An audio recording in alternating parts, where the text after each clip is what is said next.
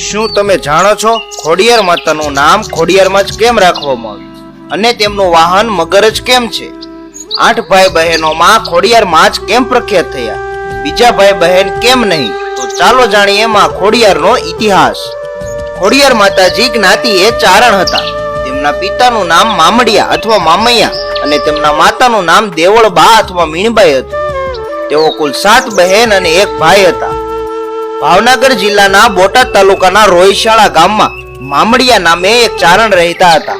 તે ભગવાન શિવના પરમ ઉપાસક હતા. તેમના પત્ની દેવળબા પણ ખૂબ જ માયાળુ અને ઈશ્વરની ભક્તિમાં લીન રહેવા વાળા હતા. તેઓ માલધારી હોવાથી ઘરે લક્ષ્મીનો પાર નહોતો, પણ ખોળાનો ખૂંદનાર ના હતો. તેનું દુઃખ દેવળબાને સાલ્યા કરતું હતું.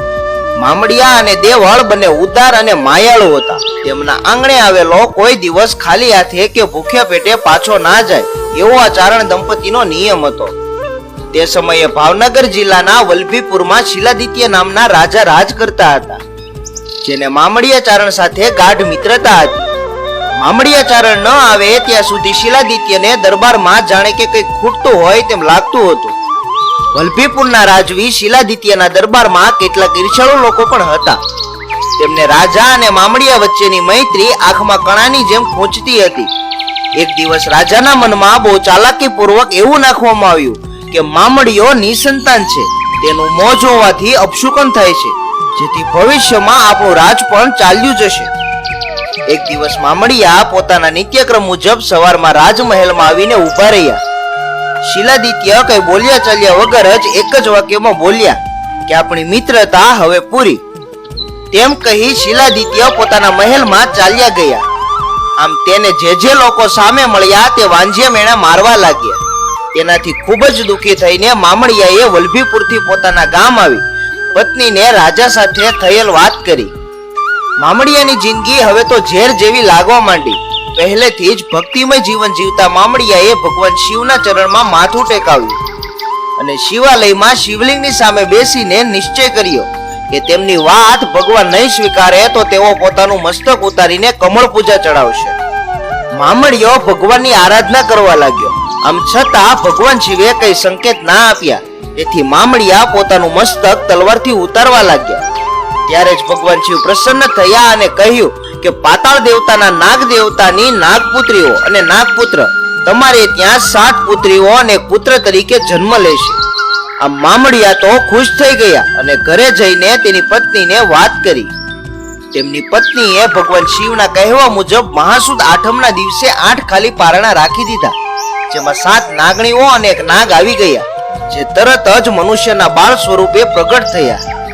આ મામડિયાને ત્યાં ઉતરેલ કન્યાઓના નામ આવડ, જોગડ, તોગડ, વીજબાઈ, હોલબાઈ, સાચાઈ, જાનબાઈ અને ભાઈ મેરખ્યો રાખવામાં આવ્યું.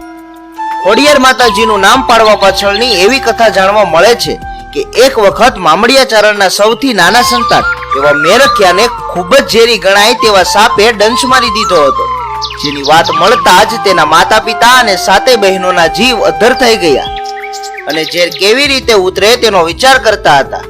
એવામાં કોઈ એવો ઉપાય બતાવ્યો કે પાતાળ લોકમાં નાગરાજા પાસેથી અમૃતનો કુંભ સૂર્ય ઉગે તે પહેલા લાવવામાં આવે તો મેરખિયાનો જીવ બચી જાય એમ છે. આ સાંભળીને બહેનોમાં સૌથી નાના એવા જાનબાઈ પાતાળમાંથી કુંભ લેવા ગયા. તેઓ જ્યારે કુંભ લઈને બહાર આવતા હતા ત્યારે રસ્તામાં તેમને પગમાં ઠેસ વાગી અને તેથી તેમને ચાલવામાં તકલીફ પડતી હતી. એવું બન્યું ત્યારે તેના ભાઈ પાસે રહેલ બહેનને એવો સંકેત થયો કે આ જાનબાઈ ખોડી તો નથી થઈ ગઈ ને. ત્યારે ઝડપથી કુંભ લઈને આવી શકાય તે માટે જાનબાઈએ મગરની સવારી કરી, જેથી તેમનું વાહન મગર છે. જ્યારે તેઓ પાણીની બહાર આવ્યા ત્યારે ખોડાતા ખોડાતા આવતા હતા, તેથી તેમનું નામ ત્યારથી ખોડિયાર પડ્યું અને ત્યાર પછી લોકો તેમને ખોડિયારના નામે જ ઓળખવા લાગ્યા. આજે લોકો તેમની ઘરે ઘરે પૂજા કરે છે. દોસ્તો, કોમેન્ટમાં જય ખોડિયારમાં જરૂરથી લખો. તેમજ વિડીયો પસંદ આવ્યો હોય તો વિડીયોને લાઈક અને શેર કરો.